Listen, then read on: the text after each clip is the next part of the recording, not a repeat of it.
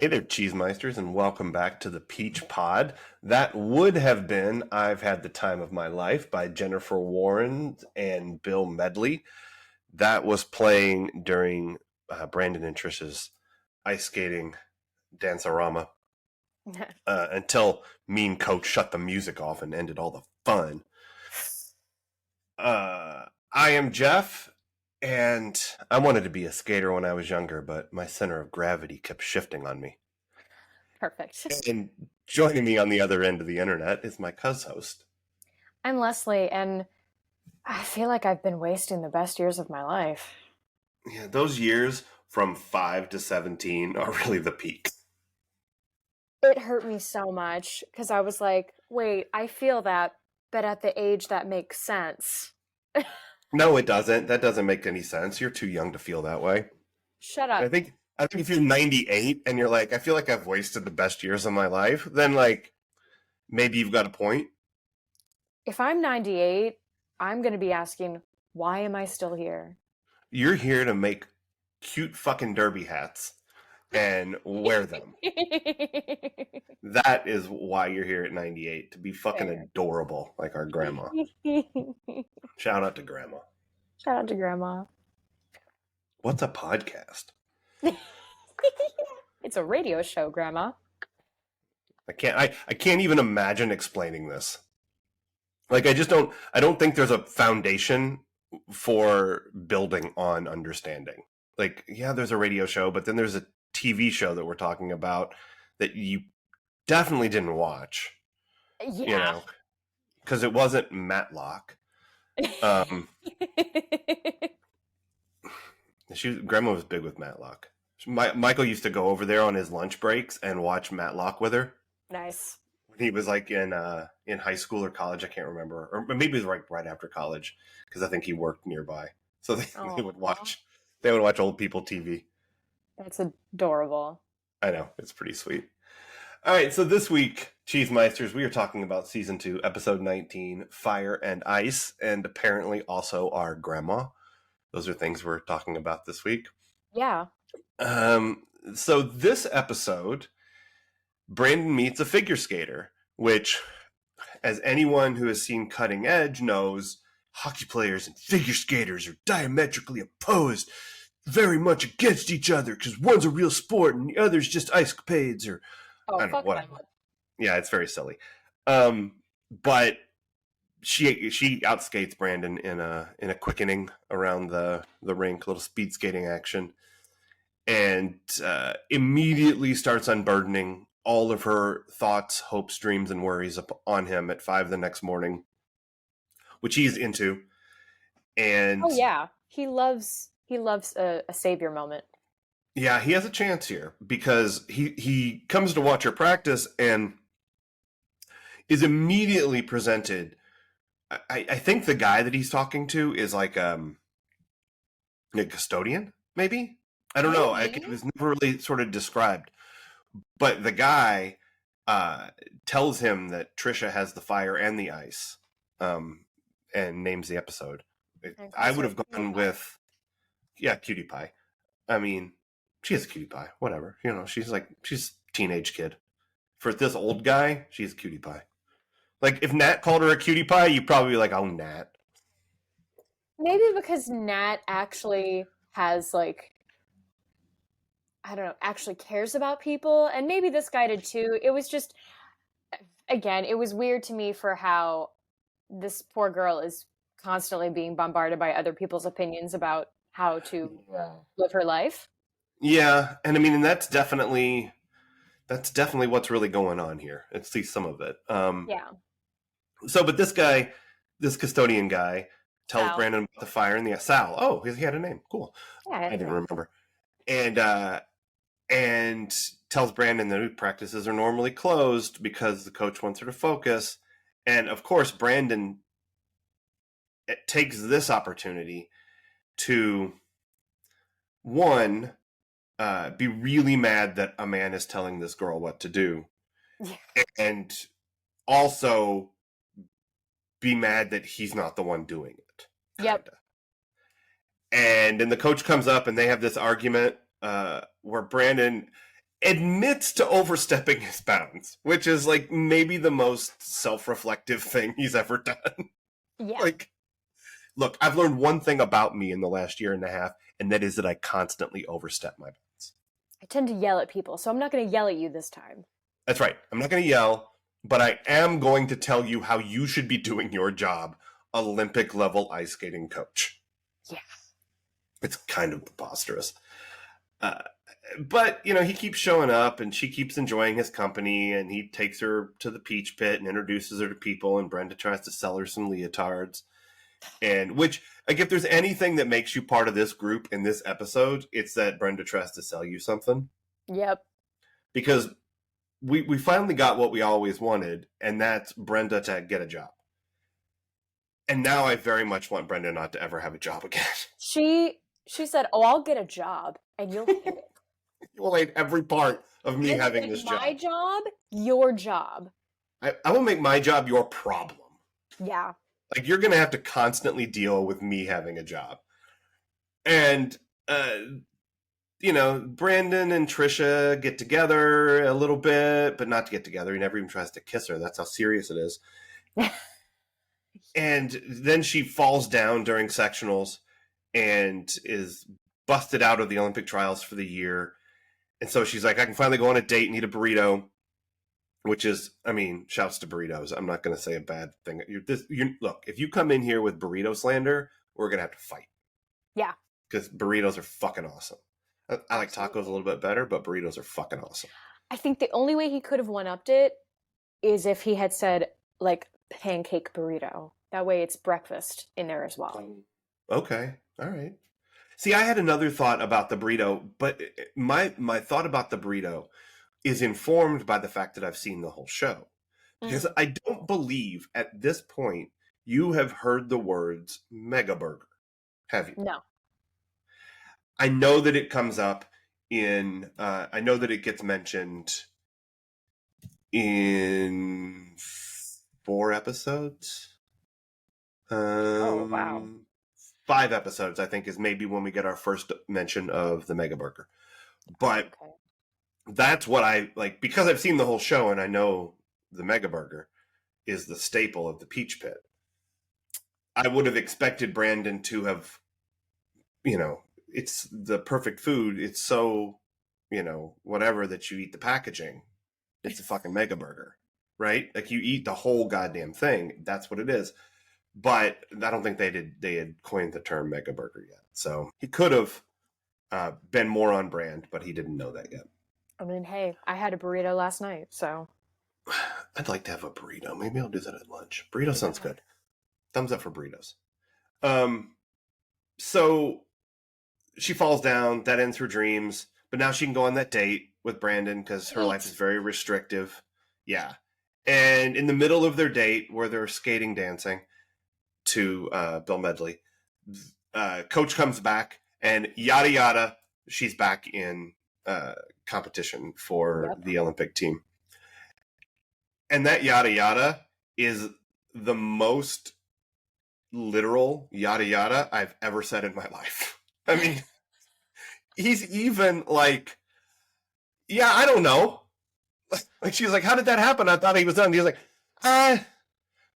things happened. It's politics. You're Beckett. You said it best when you texted me saying this episode should have been like a 3 to 5 episode arc, because it really should have so much happening. I would have really liked that. And I want to talk about that. Let's get to the end of what happens in the episode. Okay. She gets rid of Brandon. She goes on about her business. Brenda's turn at the job goes poorly because Deidre, who she works for, is awful and steals Brenda's commission. And then Cindy comes in, fucking moms the shit out of it, wears a turban and some glasses, and pulls some Jedi mind shit with a parking ticket and walks out. And Brenda quits her job. I think. Did she quit? I'm pretty sure she quit. But I don't think she works there anymore. I think this is. Okay. I think that's it. I think she de facto quit it. Okay. So this should have been a 5-episode arc. Yes. Okay. And here's why. because the next episode is there's nothing that happens in episode 20, 21, 22, or 23 that prohibits Brandon from still being dating Trisha.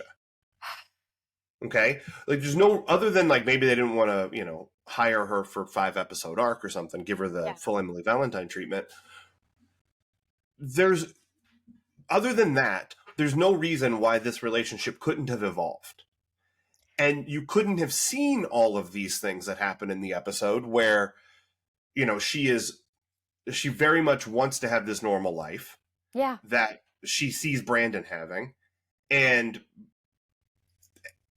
But she still has this desire to do the thing she's always wanted to do. And watching her struggle with that and eventually leave Brandon to go back and compete for the Olympics is a much better story. Yeah. If you see them have a relationship with one another. And there's no reason why they couldn't have, especially because he's just coming out of a relationship. Like, it could have been so much more interesting. Yeah. Well, and it just seems like there was so much more to her backstory that they gave her a lot more than I feel like they gave any of the other Girl of the Week. Yeah. We heard about her family in Texas.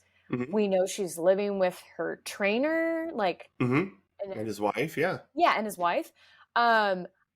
We could have gotten to see more of why she eventually does go back to skating, because honestly, it just, I don't know, it really brushes that whole inner turmoil of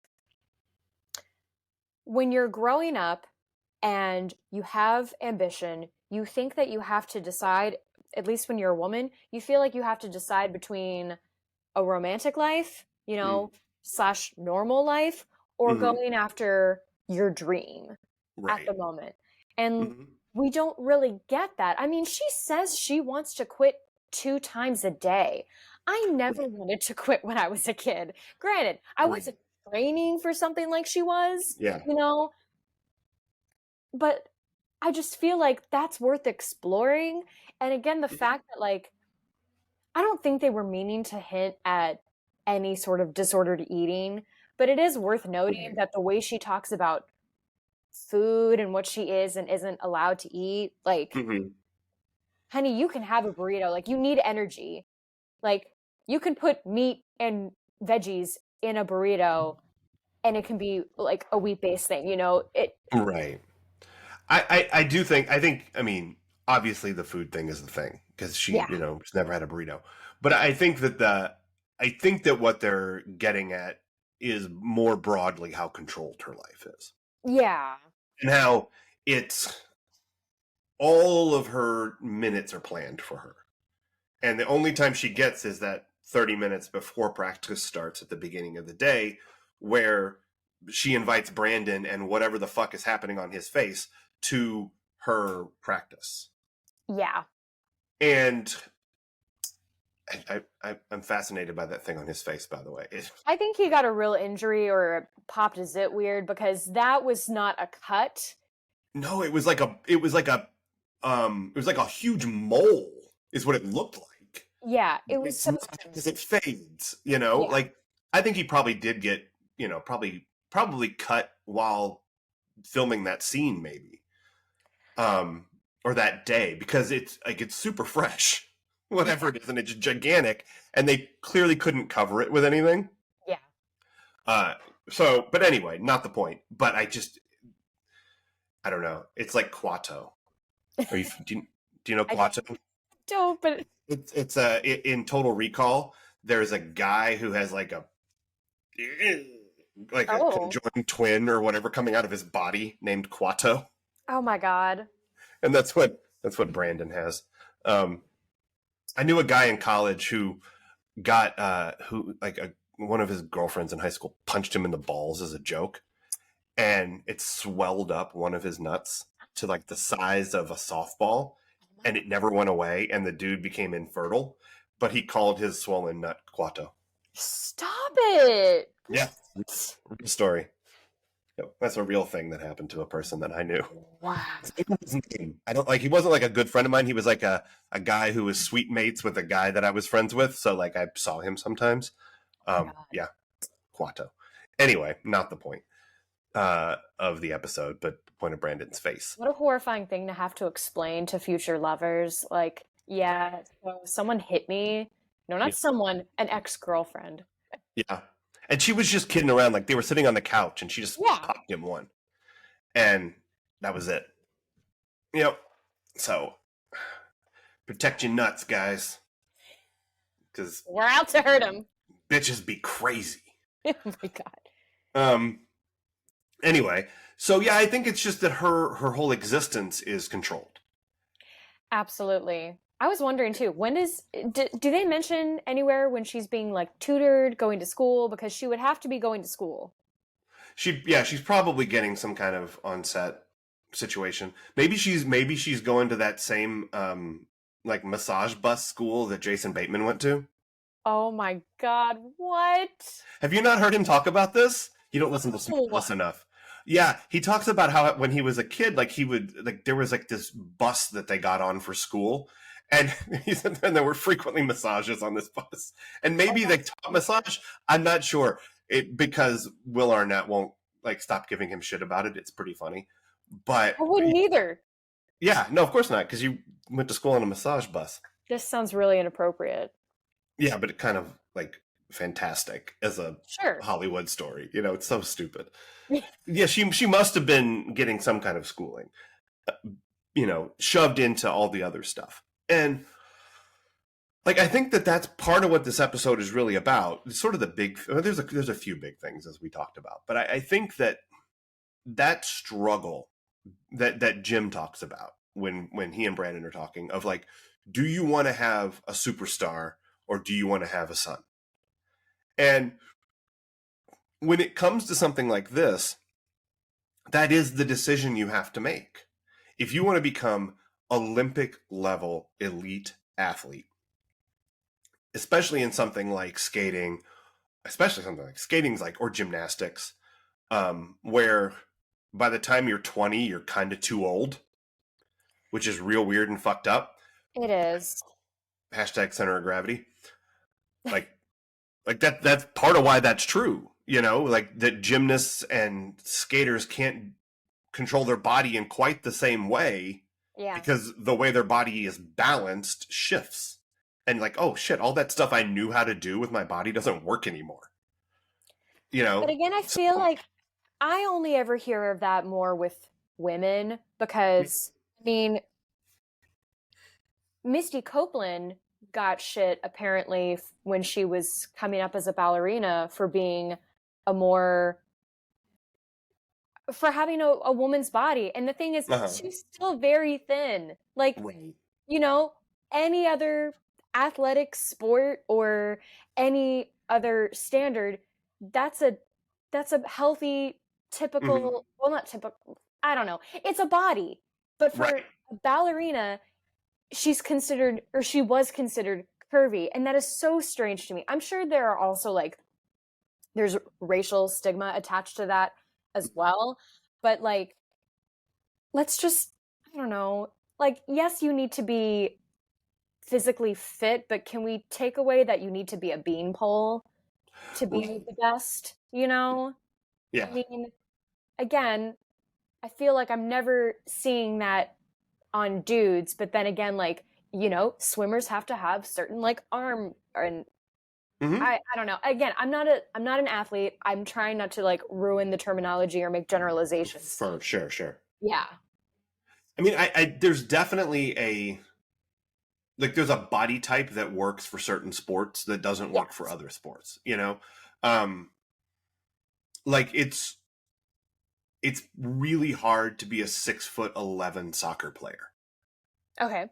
You know, like you're kind of, there's too much happening in the extremes of your body. Like your hands are too far away from the center and your feet are too far away. And it doesn't work. But if you're 6'11", it's great to be a basketball player or a volleyball player. Really hard to be a baseball player or a hockey player, I guess you what's know? bugging me a lot about this too is the fact that we I understand why if kids show either an interest or talent for something, Mm-hmm. we have to start training them early because Yeah. bodies change and it's better to get things get insert get certain things in your body before your body changes so that it changes in the way that is most helpful to you in that field. Right. Sure. But at the same time, I really hate that we're perpetuating this idea that you're only going to be at your peak Mm-hmm. in your teens or your early Yeah. 20s. I know that there's probably some scientific reasoning behind that, but I'm just saying it is creating so many more problems than not Yeah. because it's Yeah. not allowing people to learn in their own time. It's not Mm-hmm. allowing people to have a life outside of it. There's just no balance. And Yeah. if we could have more balance, people would be happier. I completely agree. And this is a question that I raised maybe my first year of teaching, because I taught at a Waldorf school, which is not a athletic institution. Okay. And I was the athletic director. I was hired as the first athletic director and coach, and not the first coach, but I was like athletic director. And because they wanted to like take it seriously and try to do some stuff with it, and it was just not the culture of the place. Like so much so that, and I'm not making this up. This is 100% a real thing. During games, the volleyball players would knit when they were on the bench. Huh.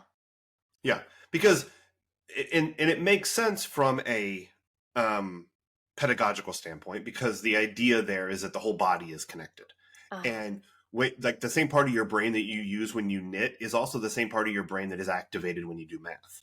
So these things are all connected. So it's not weird to be knitting and playing volleyball as like two things that you do. yeah. It's weird to do that on the sideline during the game because it's Yeah. just not like appropriate for the and when I mentioned it, I was like, that's fucking crazy.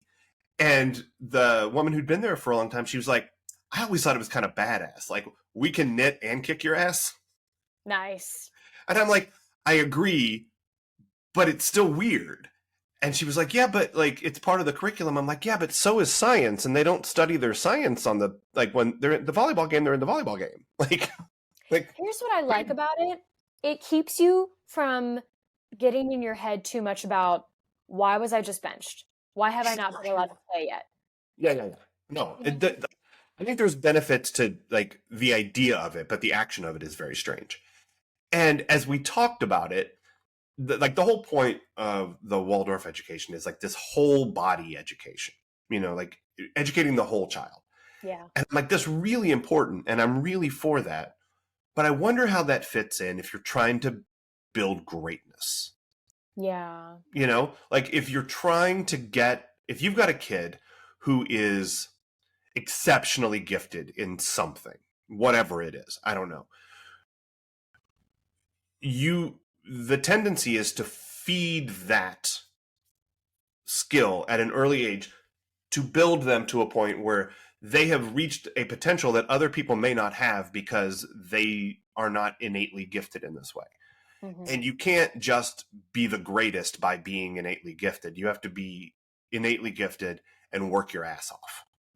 You have to have the time, you have to have the funds, or Sure. some level of creativity in order to make ends meet. Because I mean, you hear stories a lot about parents making sacrifices so that their kids can, build a career and maybe be better off than they are currently. I mean, we see it in blue chips as well. And there was an actor on Quiet on the Set they talked about. He was putting so much pressure on himself to perform and have a job so that he could get his mom out of a rough area.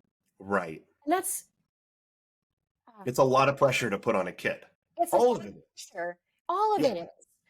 Yeah, there's like the family financial dynamic involved, or if it's just this innate drive to be the greatest, which Trisha has. Like, this is my dream. This is what I want.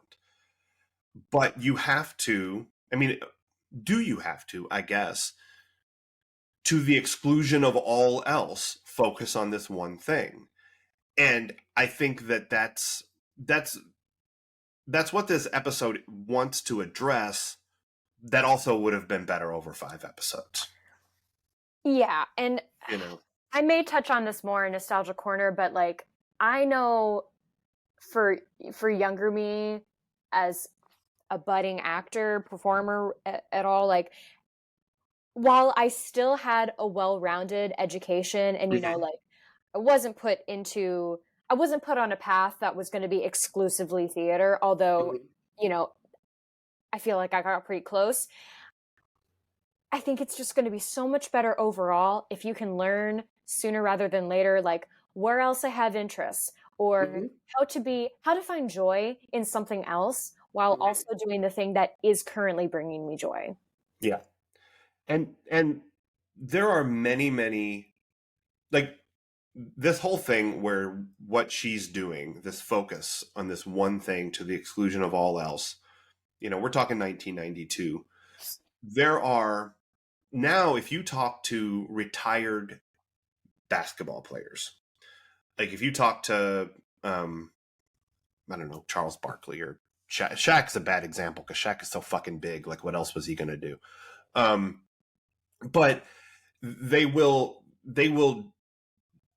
decry early age focus on a specific sport because it's much better for you as an athlete, first of all, but as a person to have, like, one, to rest your body, like rest the specific basketball muscles that are going to get used over and over again. And this is a problem with pitchers in high school. Like, remember when Brandon was talking to the little shitheads on his team about not throwing a curveball when they're 12? Yeah. That's the same thing. It's like you're wearing out your body. So your body needs breaks. It needs to do other things. So you shouldn't be playing basketball 12 months a year. You should play basketball like 3 months a year and then go play baseball and then go play soccer and take a dance class or whatever. Like, you should switch it up. It's better for your health. And it's better for you as a person. Go ahead. Yeah, no, sorry. I laughed because we don't get that as dancers. At least not where I was growing up. Not encouraged to do other things? No, because every other thing will wreck you as a dancer and then you'll never be able to dance. Right, which is bullshit. I mean, I'm not a dancer, but like, that's bullshit. The idea that, like, expanding the things that you're good at. Like, do you know who Akeem Olajuwon is? No. He's like one of the 5 best centers in the history of basketball. Fantastic. He played in the 80s through the 90s. And he grew up as a soccer player. So and then he grew. Like, he was 7 feet tall. But when he was little, he wasn't 7 feet tall. So he played soccer. And as a consequence, his footwork in basketball was phenomenal. Wow. Like, his footwork was so good, so quick, so balanced that most guys couldn't guard him. And it's because he had this knowledge from this other sport. If he had only played basketball that whole time, he probably wouldn't have been as good. Now, he was naturally gifted, obviously, but he had these other experiences which built these other skills. And this is applicable to, like, if you want to be a writer, there's some value to, like, getting an MFA and, in writing and stuff like that, in, like, honing your craft. But if that's the only thing you work on, what are you going to write about? Yeah. Like, what life experience have you gained that you can express? Yeah. If you're going to be an actor and all you ever do is act, then you're not experiencing the world. You don't have other things to draw on. You don't have other experiences. It's important, not just as a human, to be well-rounded and find that joy, but I think it's important to greatness. Yeah. You know, to round that stuff out. And I used to think if you really want to get good at it, you got to really spend a lot of time on it. And that's true, the 10,000 hours things and all of that, but not to the exclusion of life. Yeah. And again, I'm going to try and hold off a lot of stuff for Nostalgia Corner. And I'm also going to try and not make this sound like these are all of Leslie's regrets. Like, no, I mean, yes, but at the same time, these are just things that you learn with age. You know, and there's good and bad to my education, much like many other people's. I think Sure. And that ties in to where I think while Jim's point is simple, it also bears the gravity of like at the end of the day, you can only do what's best for you and your kid in that moment. Because either way, they're going to have some regret. You know, like Brandon and Brenda feel like they haven't been prepared, but at the same time, they are bringing a niceness to their friends in LA that they're not getting from their parents. Right. Yeah. Because I don't know if we told everybody this, but the Midwest is good and everybody on the coast is terrible. Yeah, exactly. That's the vibe I get in New York. Obvi. Anyway, but there's good and bad to both. There's you're gonna have regret either way. Like, and we need to stop acting like regret is a bad thing. Regret means you've lived. Regret means you have, like, and you know what? You're still alive. You're like, you're experiencing regret. You can still like make changes. Well, and I mean that's what Brandon and Trisha they're both lamenting the choices not made. You know, like she's like, I wish I'd had a normal life, and he's like, I kind of wish I was like had worked for something the way you do. And because that's what you said, like whatever path you're on, there's a path you didn't go down. And you can regret that if you want, or, you know, say, yeah, that might have been interesting. This is what I'm doing. And striking that balance, finding a way to be happy with the choices you've made and where you are, and understanding that even that the dumb ones were lessons and here you are. Yeah. You know, versus like, I should have. Like, guys, should is make believe. There's no such thing as should. Fuck should right in the mouth. Like, they're either you're doing it or you're not doing it. No should. Should is stupid. Working on that. Yeah, if you get yourself, anytime you say I should, just remember should is bullshit. Like, there's no should. I don't cotton to should. Yeah. It's not a good way to find healthiness. It's not helpful. No, it's not. And you know what? Thumbs up to Jim and Cindy this episode for like solid parenting. Like really good advice giving. Yeah. I mean, they both hit it out of the park on this one. Because the other thing going on in this episode is, and we talked about it because Brenda wants to make this parallel. Brenda wants to say, everyone doesn't like me because I'm making a choice to go after what I want. I'm a strong young woman, just like Trish, who's making this decision to go after what she wants. But really, Brenda's just being a pill. Like, she's being that person that no one wants to talk to, that's constantly pitching them their shit. And like, it's just, oh God, you're just a lot of work right now, Brenda. And, you know, you're kind of using people, but then she gets used right back and doesn't like it. And Cindy gives her advice that everyone should get. And it's something I actually said during my dad's eulogy. That, you know, one of the lessons that I was taught as a kid is don't quit, because you made a commitment to this thing. Other people are relying on you. And that's great. Like, you don't quit in the middle of a sports season. Like, that's, you know, you made a commitment, see it through. Yeah. That doesn't mean you have to stay here for your entire life.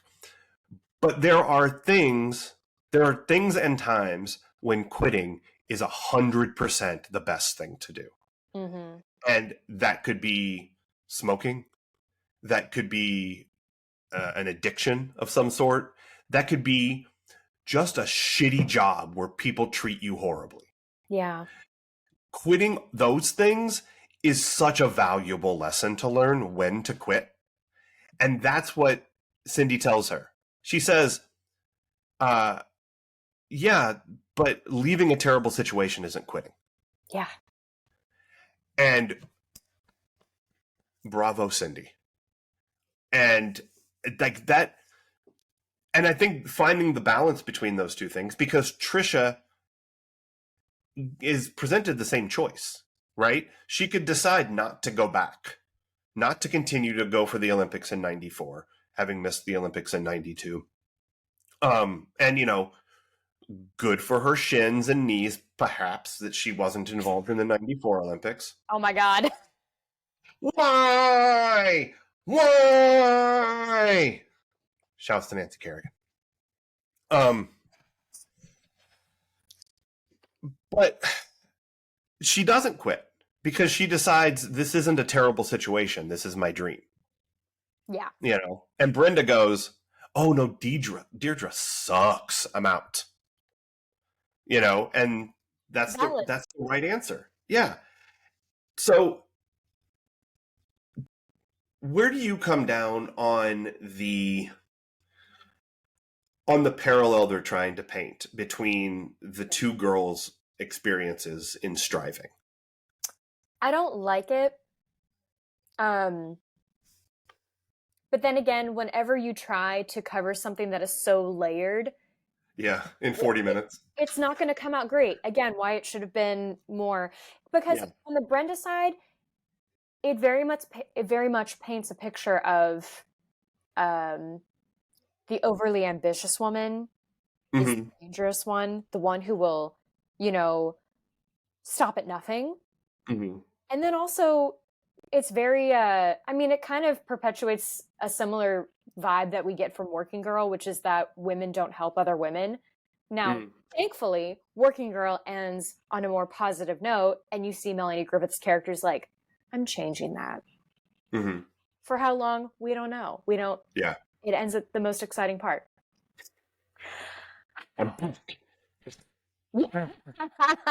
Oh, man. Color money callback, everybody. Yep. You diverted my attention from young Harrison Ford to 60-year-old Paul Newman, and my brain is thrilled. Not just your brain. Stop it.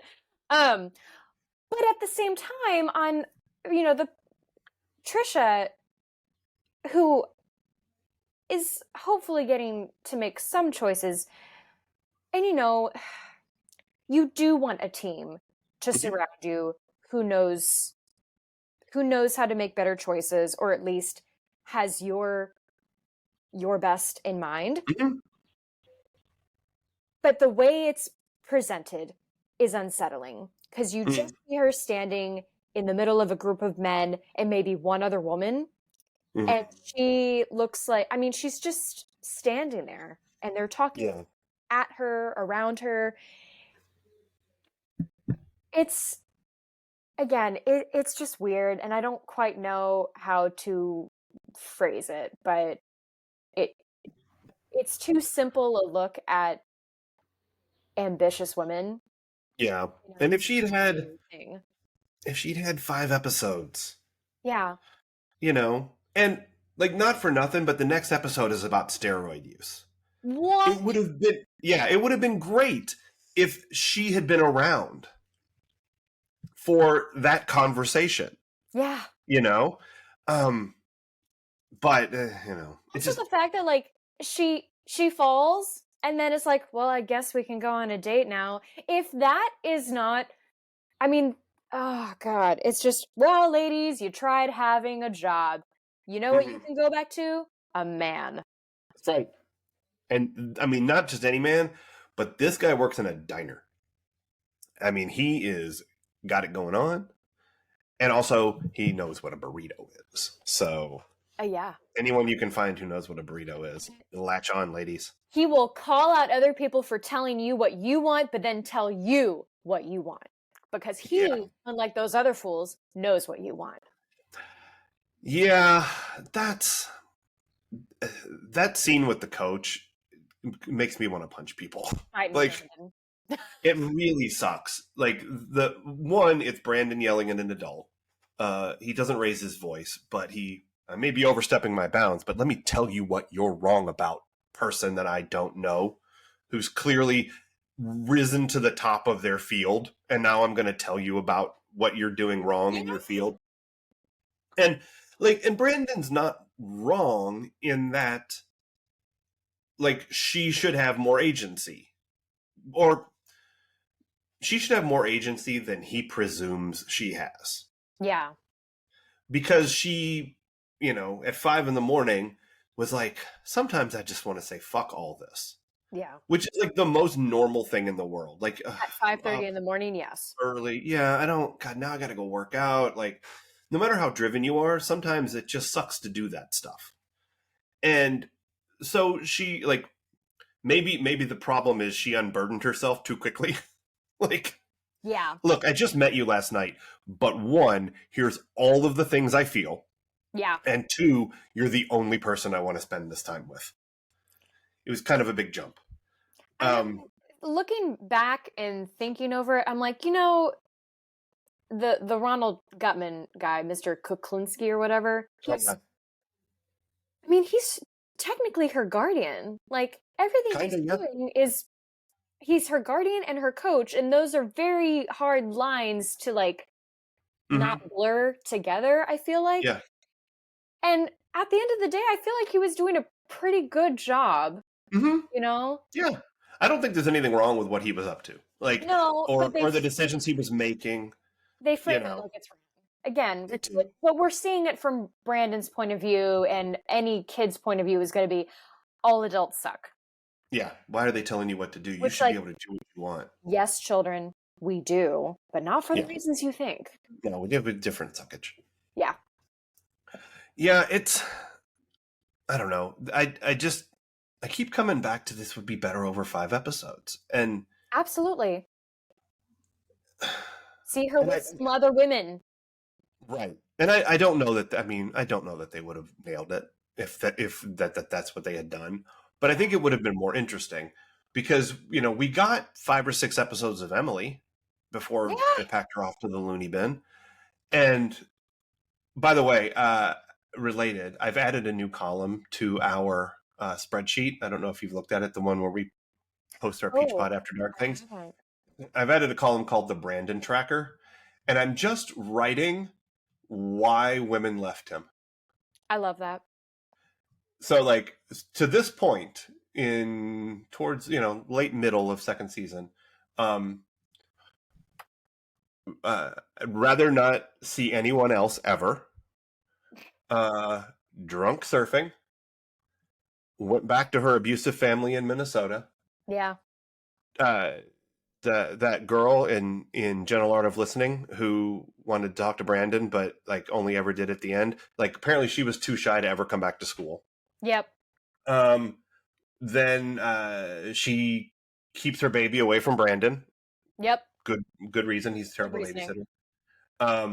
Then the girl who wore that thing that looks like a bra but isn't a bra but is a bra committed Grand Theft Auto. Yeah. Then East Side Story, she moved to a nearby town, which is way too far away to go to, and possibly she was murdered for being a rat. Then the woman kicked him off her TV show, and then Andrea offered to sleep with them, and then said, "You know what? Never mind." That's my favorite one. Yeah, and then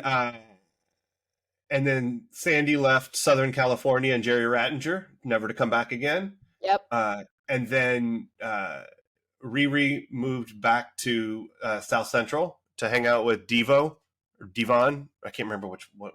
And then Emily went to the loony bin, and Trisha's going to the Olympics. So I feel it's important for us to keep a full picture of the many, many things women would rather do than be with Brandon. I love it. Yeah, I think it's a fun perspective to have. I mean, I guess if I had to choose between him and Dawson, and this is off the top of my head, around noon on a Sunday, I'm going to go with Brandon. Mm. I mean, they both yell and are Yeah. emotional, but like, Yeah. you know, I feel like Brandon sort of listens. Dawson's just always like off in his own world Yeah. in fairy tale land. He's a make believer. He's a dreamer, Dawson. Yeah. Um, Anything else that this episode might have been about that we didn't touch on in our ramblings there? I think we hit the most important things. Yeah. Yeah. I do think it's funny how, like, how maybe it's not a good idea to go so deep right away with everything you do. Yeah. You know, like Brenda gets way too deep in the world of high end retail, and just constantly selling people on shit. Ugh. Gross. This is Yeah. why I hate working any kind of retail because I refuse to be that person. Like if I get any sort of pushback from you, why would I push something on you to buy it? I'm Right. also poor. Like, and this is why Right. I've never done any sort of commission-based jobs because I'm like, no, it won't happen. That's not my thing. I don't know that I would be good at being a salesman. I'm good at talking to people.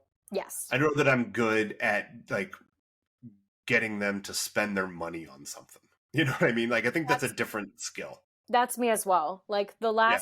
not the last retail job, but no, actually, the last retail job too. Anytime people were like, "Man, this shit's expensive," I'm like, "Yeah, it's kind of bogus," because it is. Yeah. Because everything's expensive. Everything's expensive. You're probably hungry. You know what? You'll have a much better time getting some incredible meal than wearing this NYU sweatshirt for, you know, You know what I'm going to say? You don't even have to have an incredible meal. You just have to have a burrito. facts. Fucking love a Which you burrito. could get at a food truck. You could. You can get a fucking great burrito at a food truck. Absolutely. Where else are you going to get a good burrito? Yeah, I mean, I live in Chicago. There are lots of great Mexican places around. Okay. You can get lots of good burritos around here, which I might have to do at lunch, which is coming up. Um, all right. What else? Oh, nostalgic. Yeah, well, yeah. Let's. What did this make you nostalgic for? Because it seemed like you had a big old treasure chest of nostalgia you wanted to get out. I mean, it just made me think a lot about how, you know, as a kid, I wanted to get more, as my love for theater grew, I wanted to be auditioning for places over in Louisville. And Mm-hmm. my mom said no, because that would have meant driving across the river all the time. Right. And traffic wasn't as bad then as it is now, but I can also kind of understand because she was a teacher, and as we all Mm-hmm. know, a teacher's job is never done because they take that shit home and have Mm-hmm. to feel great and lesson plan and all that shit. Yep. Because newsflash, anyone in the educational field, a lesson planning hour, a free hour, is not enough. No. Fight me with that shit. Anyway, so it just made me think a lot about, as a kid, I felt like even though I got to take dance lessons, eventually I got to take voice lessons, and do all these things. But at the same time, I was like, oh, it's not enough. I should be at a performing arts school. I should be going to a college in New York or LA, somewhere where it's going to have a name. And I didn't get to do these things. But at the same time, I got a more well-rounded education and, uh, I'm making it my own way. Is it an easy way? Absolutely not. And I would also like to point out, like, I wish that any teacher in the arts would stop making the performers feel like if you do anything outside of this part of it, then you're not focused. You don't love it enough. Yeah, Because that's. I found a love for working in costumes. Mm. And when I asked my teacher, like one of my acting teachers, about, hey, I've been getting some costuming work. Like, where do I put this on my resume? And he went, well, depending on the kind of work you want to get, Right. with an attitude. Yeah, yeah. And granted, he's right. You do need separate resumes. But Mm-hmm. don't make me feel bad for making myself more marketable. Right. You know, I wish that I had had that I had gotten a concentration in costumes now, because then I would be getting more work while also like getting to enjoy life in the theater. Yeah. But it's fine. I can still get back into it. It's just going to take more time and money, and I'm tired like everyone else in the world. Yeah, I Um, get it. so things are what they are. And, not a particularly pleasing nostalgia corner this week, but that's okay. What it reminds me of, and this whole episode reminds me of it actually, and I can't believe I made it all the way to 51 minutes without mentioning Searching for Bobby Fischer. Oh. because I've brought it up a couple of different times in different contexts, but it's a movie about a chess prodigy. Oh. And the parents and how they parent him in this desire, and how they deal with the fact that he's a kid and wants to do other things too. Like, he likes to play baseball, Yeah. but he should be focused on his chess. And it's a fantastic movie. It's probably the best movie I've ever seen about raising competitive kids. Oh. But yeah, we could watch it in conjunction with this if we wanted to. We're still, I think we're still trying to figure out what we're going to watch. But that would, Searching for Bobby Fischer would be really cool. My nostalgia corner is shout out to Johnny Lowry, because every year in April, Johnny had a birthday party, and his birthday party was at the skating rink. Now, not the ice skating rink, but the roller skating rink. Wow. And the whole class was invited every year, and there was couple skating, and there was holding hands. You could hold hands. I know it was a thing. The Johnny Lowry's birthday party. And so like Brandon and her doing their dancing and skating to the music just reminded me of going to this kid's birthday party every year from like 1st to 8th grade. I love that moment, and now I'm thinking about the first time I ever held hands with a boy, and I'm just, again, thrilled. So thank you for that memory. Lovely. Sweaty. Oh my God, so sweaty. Gotta dry those off on your pant leg. Yep.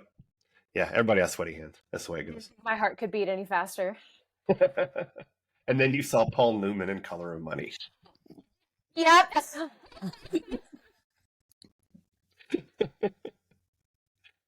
Okay. You need to buy those shades for Walter. That's right. Those are big. Walter just looked up too. Here, just go with it. Remember Paul Newman's shades and Color of Money? Yeah, we need to buy you a pair. Then find them! If you want to get laid, find them. Jeff just said if you want to get laid, find them. Stop. Stop! Oh my God. I don't know why I'm worried about hiding anything from you. I talk about weird stuff with my mom, so. It's funny. I like it. Thank you. All right. So who is the Steve Sanders Memorial worst person of the episode? It's Brenda. Followed closely by Deirdre, but here's the only reason I'm letting Deirdre off. Is because she's an adult. She's a carpet man. She's having to make all kinds of payments. Now, granted, she's working in Beverly Hills, so, like, she's doing better than most. But, and it's shitty what she did to Brenda. However, again, she's having to make payments. I'm going to give her the benefit of the doubt of, like, being an adult is fucking hard. Brenda can leave this at any time and still has a cushy home and safety net to go to. Yep. We don't know about Deirdre. And also, like, playing your friends like that is really shitty. It is really shitty. Yeah, I don't like anything Brenda got into in this episode at all. But for me, it's Deirdre. Like, she's got responsibilities, but she's also just being a shit human. Yeah. Like, she's a leech, and she's just cloyingly complimentary to people and just constantly trying to, like, get people to give her money. Yeah. And it's just kind of gross. And then she's like pretending to be a mentor, but like, nah, that was my money. That's, you know what else is mine? That's mine. And that and that and that. All mine. Go fuck yourself. Everything is mine. Fair. And so, yeah, I just she was oogie to me. But God, Brenda sucked. And what was Brenda thinking? Selling David the cologne that she knew Donna thought was too expensive. Right. And I didn't like how she was making Cindy feel with all that makeup and crap. Like, Mom doesn't want to wear makeup. Don't make her wear makeup. Also, like, do a better job, because, like, it was okay, but honey, you're about 5 years late on that style being a thing. Right. I mean, it looked like Madonna, depending on what Madonna looks like now. That's not what Madonna looked. Well, in 91? I don't think that's what Madonna looked like in 91. No, it's not. I mean, her, you know, the eyes and the lips, yes, but not the eyes and the cheeks and the lips. That's 80s. Right. Yeah. Yeah, she moved on. This is like almost Vogue era Madonna. Yeah. You know, justify my love, black and white. If anyone is interested, we are 3-7 on the condoms versus ice cream. No, everyone's interested in that. So ice cream takes an even bigger lead after this episode. Yes. Yeah, triple scoop. I know. 2 bowls. Yeah. So I got good news for you. Condoms are going to come up again. Condoms are, next week is about steroids. The week after is about condoms. I feel like if the whole episode is about condoms, that's going to need at least like, I'm going to have to reevaluate the rules. Yeah. I think everybody's talking about it is going to tilt the scale so hard in the favor of condoms, but I fucking can't wait for this episode. It's such a fucking mess. It's one of my favorite. My favorite ones are the ones that are like, come on now. And this one has some come on now to it. I'm gonna spoil something right now. Since you mentioned steroids, I'm like, well, that's gonna be a weird nostalgia corner for me. Uh-oh. I'm just gonna tell you all, Crohn's disease. Sometimes you have to put on medicinal steroids. Yeah. It's End up being that. Yeah. But now we know. Yeah. Alrighty. So join us on Friday when we watch, I don't know, maybe Searching for Bobby Fischer, maybe Blades of Glory. Something about ice skating. Maybe we drop the episode of Dirty Dancing that we recorded and never posted. Yep. Because there's some Dirty Dancing business going on here. But whatever we watch, you're going to know about it before it happens. So join us. That'll be fun. And then join us next week for season 2, episode 20, A Competitive Edge, where you're going to get to hear Dylan say the word gonads. Oh, God. It's so great. Gonads. Fucking love it. All right, but until then, Cheesemeisters. Bye. Bye.